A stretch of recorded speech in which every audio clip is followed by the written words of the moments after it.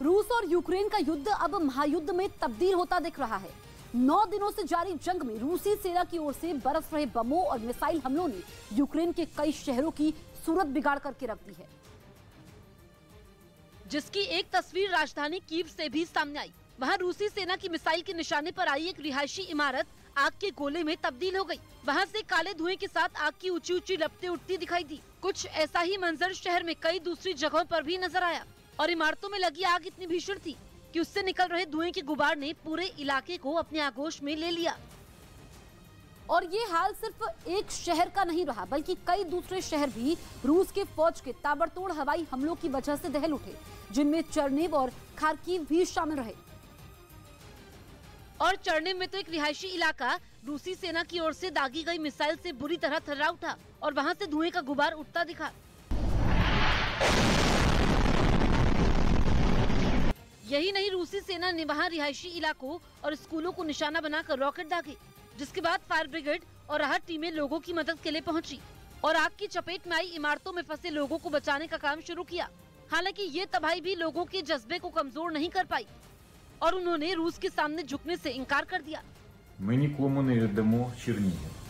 Бо якщо ми віддамо Чернігів, ми тоді ніхто. और खार्किव में भी लगातार हो रही भारी बमबारी की वजह से कई इमारतों में आग लग गई। कुछ जगह पर तो कई घंटे बाद भी आग की लपटें उठती नजर आई। यूक्रेन में फंसे छात्रों की वतन वापसी का सिलसिला जारी है, तो कई छात्र अब भी यूक्रेन में ही फंसे हैं, जिन्हें वहां से निकालने का प्रयास चल रहा है। पोलैंड में बने शेल्टर सेंटर में छात्र पहुंच रहे हैं। व्यवस्थाओं का जायजा लेने के लिए न्यूज 18 की टीम पोलैंड स्थित शेल्टर सेंटर पहुंची और छात्रों से बातचीत भी की। इस वक्त हम पोलैंड में एक जो शेल्टर सेंटर बनाया गया है वहाँ पर इस वक्त हैं और जिसका हम लगातार जिक्र कर रहे थे। ऑपरेशन गंगा जो है वो बहुत तेज़ी के साथ है। ये देखिए देर रात है, ये आज की रात हमने सोचा कि जितने भी जो खार्किव से जो छात्र हैं उनके साथ क्यों ना ये रात गुजारी जाए।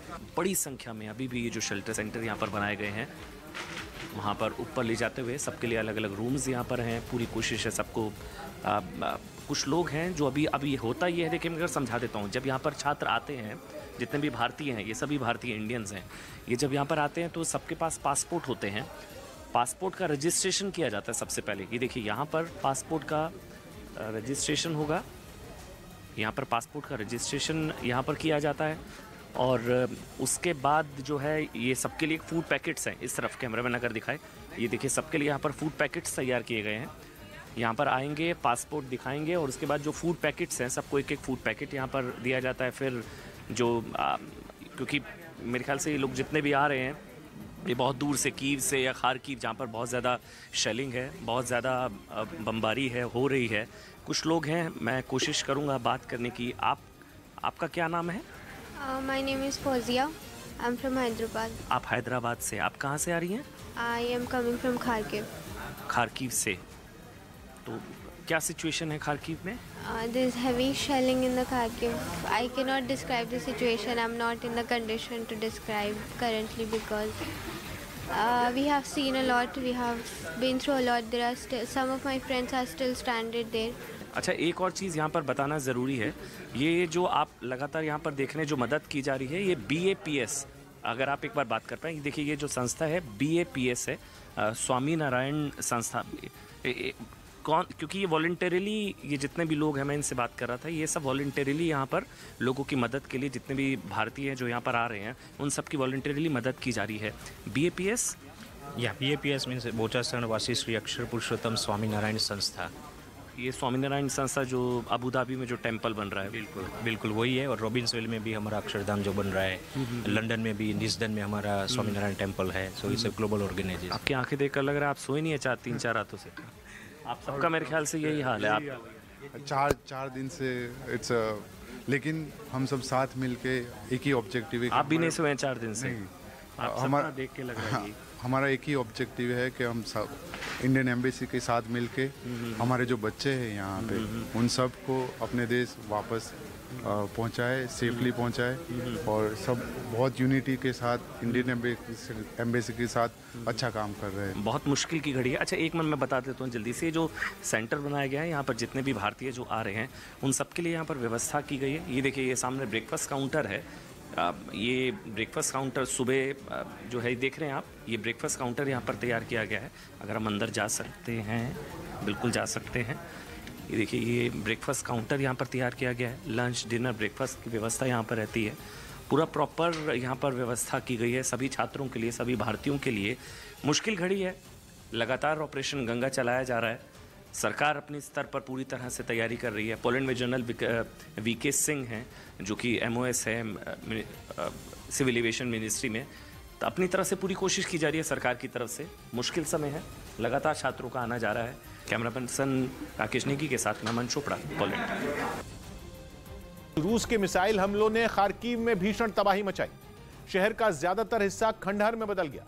8 दिनों से रूस इस शहर पर कब्जा करने की जंग लड़ रहा है, जिसके लिए दिन हो या रात वो लगातार मिसाइलें बरसा रहा है। रूसी मिसाइलों का निशाना बन रहे हैं वहां के स्कूल, अस्पताल और वो इमारतें जहां लोग रहते हैं। खार्किव से ऐसी ही एक और दहलाने वाली तस्वीर आई, जिसमें एक पत्रकार वहां के हालात बयां करता दिखा। वो अभी अपनी बात पूरी भी नहीं कर पाया था कि तभी आसमान से तेज आवाज करती हुई एक मिसाइल ठीक उसी बिल्डिंग के ऊपरी हिस्से पर आकर गिरी जहां वो खड़ा था।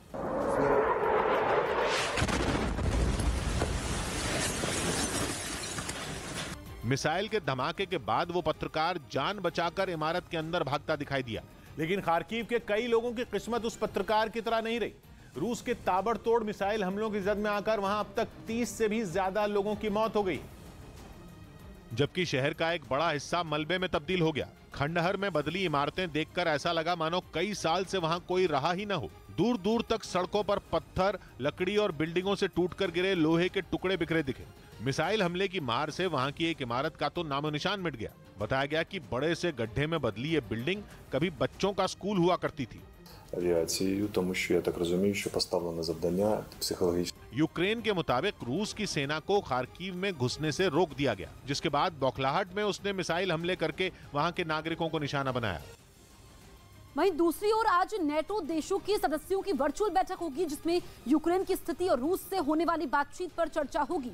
नेटो देशों की इस बैठक से यूक्रेन की सीमा पर सैन्य जमावड़े के बाद रूस के साथ बढ़े तनाव को कम करने की कूटनीतिक प्रयास की शुरुआत होगी।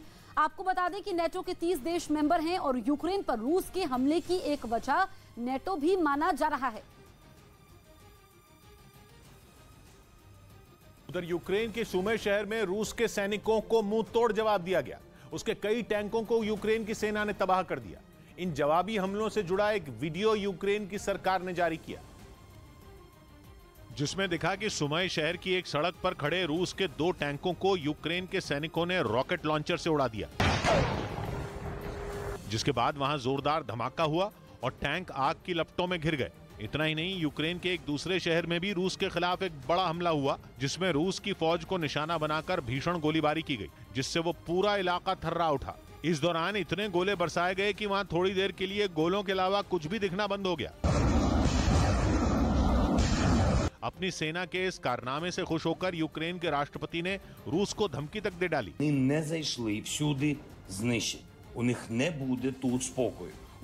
यूक्रेन की फौज की जवाबी कार्रवाई का ये सिलसिला इसी तरह काफी देर तक वहां चलता रहा।